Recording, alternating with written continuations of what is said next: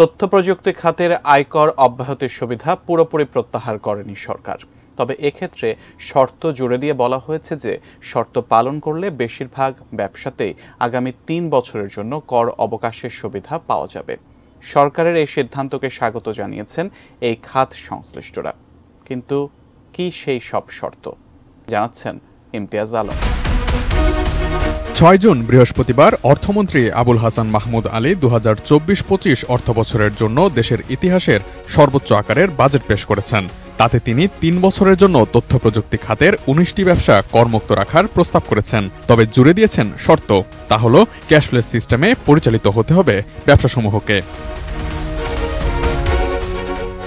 তথ্য প্রযুক্তি খাতের সেই ১৯টি ব্যবসা হচ্ছে AI based solution development, blockchain based solution development, robotics process outsourcing, software as a service, cyber security service, digital data analytics ও data science, mobile application development service, software development ও customisation, software test lab service, web listing and website development, IT সহায়তা ও software maintenance service, geographic information service, digital animation development, digital graphics design, digital data entry ও processing, e-learning platform ও e-publication, IT freelancing, call centre service, document conversion, image ও digital archiving.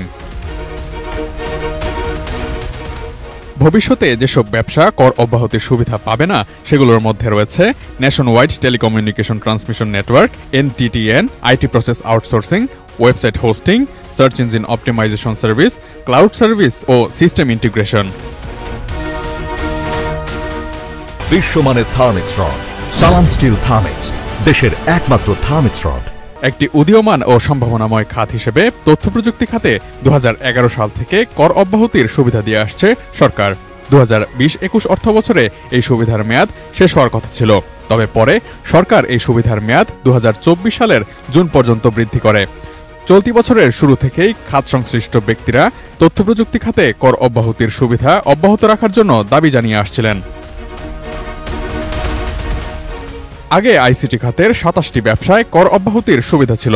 ভবিষ্যতে যে ১৯টি ব্যবসা কর অব্যাহতির সুবিধা পাবে তার মধ্যে অনেকগুলোই ছিল এই তালিকায়। সরকারের এই সিদ্ধান্তকে স্বাগত জানিয়ে বেসিসের সাবেক সভাপতি ও বিডি জবসের প্রধান নির্বাহী কর্মকর্তা ফাহিম মাসরুর গণমাধ্যমকে বলেন, আমরা খুশি যে এনবিআরকে বোঝাতে পেরেছি যেসব খাতে কর অব্যাহতি রাখা হয়েছে তা ঠিক আছে। অনেকেই আইটি বা আইটিএস সেবা না দিয়েও এতদিন এই সুবিধা পেয়ে আসছিল, সেটি আর থাকবে না। ফাহিম মাসরুর আরও বলেন, সরকার ক্যাশলেস কার্যক্রম চালানোর শর্তে আরও ৩ বছরের জন্য কর অব্যাহতির সুবিধা দিয়েছে।